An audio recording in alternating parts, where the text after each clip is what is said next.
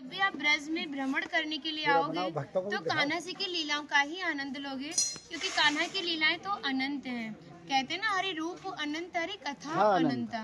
लेकिन जब भी आप भांडीर वन में प्रवेश करोगे, कभी शास्त्रों का अध्ययन करोगे या किसी के मुखार विंद से श्रवण करोगे तो ज्ञात होगा कि भांडीर वन में एकमात्र लीला नहीं है, यहाँ पे हमारी 14 लीलाओं का उल्लेख है। प्रथम लीला श्री जी के विवाह की मानी जाती है, लेकिन सबसे बड़ा ग्रंथ श्रीमद् भागवत जी को माना जाता है।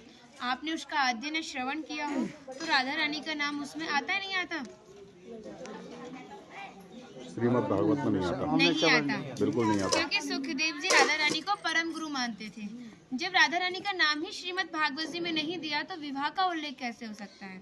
लेकिन श्रीमद् भागवत जी को छोड़ के 12 ग्रंथ ऐसे हैं जो हमारी लाडली जी के विवाह का उल्लेख करते हैं।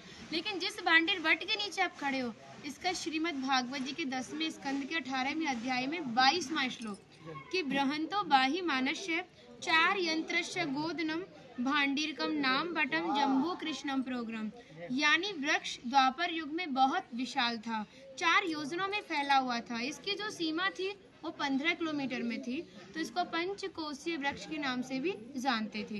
कान्हा जी इन्हीं की शाखाओं पर चढ़ के यमुना मैया को आर पार किया करते थे। मान्यता है कान्हा जी की जो 9 लाख गाय थी, दोपहर के समय इसी वृक्ष के नीचे बैठ के विश्राम करती थी। तो माता जो भी माखन मिर्ची रोटी इत्यादि प्रसादम में रख देती थी, सभी ग्वाल वाल एकत्रित होकर दोपहर का भोजन करते थे। और भांडीर वन में सबसे बड़ा विशेष फल इसी प्रसादी का बताया गया है, क्योंकि आप कभी किसी विवाह में जाते हैं तो बिना अन्न प्रसादी के नहीं आते। आप तो लाडली जी के विवाह स्थल ही आए हो। यहाँ पर जो दुर्वासा मुनि थे, जो दूब घास होती है उसी का रसपान करते थे। ब्रज की गोपियों ने इसी वट वृक्ष के नीचे उनको 56 प्रकार के व्यंजन खिलाए थे। यहाँ पर राधा कृष्ण में मल्ल युद्ध हुआ था, उसमें ये तय था कि जो भी हारेगा उसको भंडारा करना होगा। तो जब हमारे कान्हा जी हार गए थे तो ग्वाल वालों के साथ मिलके यहाँ पे भंडारा किया, उसी के नाम पर इसका नाम भांडीर वन पड़ा। यहाँ पर ब्राह्मण पत्नियों ने भी कान्हा जी को भोजन प्रसादी खिलाई है, और ठाकुर जी ने ब्रजवासियों से ये टुकड़े मांग के पाए थे, तभी नाम दिया था इसका मधुकरी। मांग के पाना मतलब मधुकरी। तभी शास्त्रों में ब्रजवासियों को अपना हृदय बताया और कहा कि जब तक ब्रजवासी की कृपा नहीं होगी, ठाकुर जी की कृपा बहुत दूर की बात है। यानी सर्वप्रथम ब्रजवासी की कृपा होना बहुत जरूरी है, जब ही हमारे ठाकुर जी हमारे ऊपर कृपा करते हैं। हमारी राधा रानी ने स्कंद पुराण में इस स्थान के बारे में ये कहा था कि जो भी गुप्त वृंदावन आएगा वो मोक्ष को प्राप्त होगा। यानी भांडीर वन को ही उन्होंने गुप्त वृंदावन कह के संबोधित किया। तो कान्हा बोले, तुम इतनी बड़ी बात को कह रही हो, लोग पाप करेंगे और सीधे दौड़े भांडीर वन चले जाएंगे, क्योंकि आपने तो मोक्ष धाम ही भांडीर वन को कह दिया। तब हमारी लाडली जी ने कहा, नहीं कान्हा, मैं जिस पर विशेष कृपा करूंगी, जिसके प्रति मेरी भक्ति भाव दोनों सच्चे हैं और भक्त मेरी शादी में उपस्थित है। यानी आज से 5,500 वर्ष पूर्व आप इस स्थान पर थे। मनुष्य तो कोई था नहीं, तो अपने आप को कीड़े मकोड़े, घास फूस, पतझड़ इत्यादि अपने आप को मान सकते हो। जो भक्त उनकी शादी में उपस्थित था, वो भक्त कई बार वृंदावन आएगा, जब जाके गुप्त वृंदावन आएगा, और डायरेक्टली नहीं, किसी ना किसी के माध्यम से।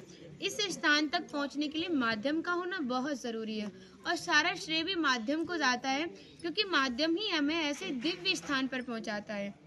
और जो भी भक्त भांडीर वन में प्रवेश करेगा, प्रवेश करने से जो कान्हा ने 14 लीला भांडीर वन के अंदर की हैं, उनके दर्शन मात्र का फल प्राप्त होगा।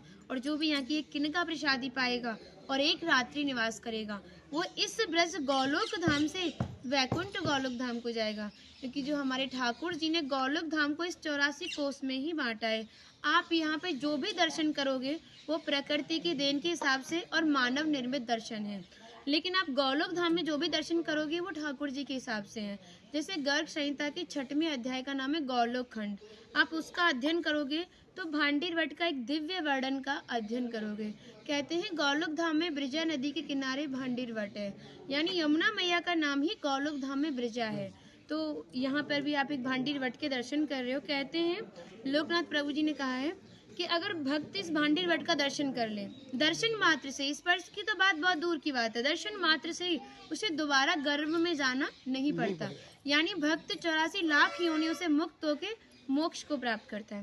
बोलो राधे राधे। राधे राधे। इनका माता जी का नाम है इंदुलेखा, जो भगवान की राधा रानी की 8 सखियां थी उनमें से एक है ना। और मन नहीं कर रहा कितनी तारीफ करे, वो है नहीं इसलिए बोल नहीं रही, कृपा कारण स्टार्ट कर दिया। हम सब केवल बाजरे की रोटी खिला रही हो, तुम सच में राधा रानी हो। और ऐसा आशीर्वाद दो हम सबको, सच में ऐसा आशीर्वाद दो कि हमारी मैया भी, हमारी सब माताएं भी थोड़ा थोड़ा जिनसे ये मिलें। देखिए भक्ति का स्तर है, एक इतना बड़ा एक इतना है, तो इनको जो इनसे छोटी भक्ति में ने, ये भी उनको कुछ ऐसी बातें बता के भगवान की ओर आकर्षित करें। सबको ऐसा आशीर्वाद दो। आप ब्रजवासी हो इसलिए सक्षम हो, दे सकती हो। बढ़े और ब्रज में वास मिले। कहने